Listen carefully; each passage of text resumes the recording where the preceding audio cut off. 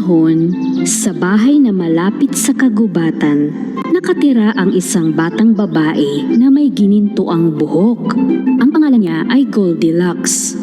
Napakaganda ng kanyang kulot na buhok na lahat ng makakita sa kanya ay humahanga. Ngunit sa kabila ng pagiging marikit, siya ay isang malikot at makulit na bata.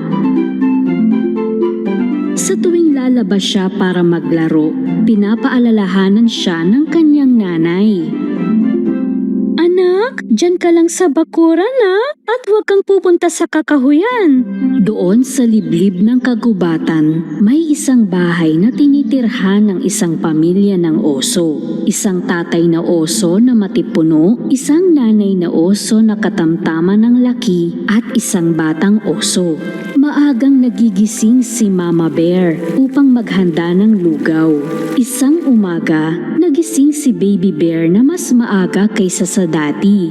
Gusto na niyang kainin ang kanyang lugaw pero masyado pa itong mainit. Mama, pwede ba tayong maglakad-lakad muna sa gubat hanggang sa lumamig ang lugaw? Iniwan ni na Mama Bear, Papa Bear at Baby Bear ang kanilang almusal at namasyal muna. Samantala, si Goldilocks ay nasa bakuran habang naghihintay maihanda ng kanyang ina ang agahan. Ngunit naiinip siyang maglarong mag-isa. Gusto niyang malaman kung ano ang meron sa kagubatan. Ano kaya ang mangyayari kung mamamasyal lang ako? Tumingin siya sa paligid.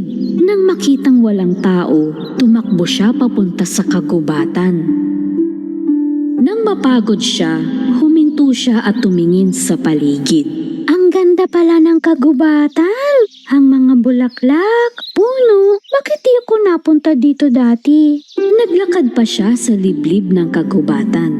Samantala, habang naglalakad ring ang pamilyang oso, nakita ni Baby Bear ang isang bahay pukyutan sa puno. Ang laki ng bahay pukyutan! Sigurado akong puno ito ng pulot. Papa, pwede ba tayong kumain ng pulot? Hindi pwede anak. Sa mga bubuyog yan. Tahanan nila ang pukyutan.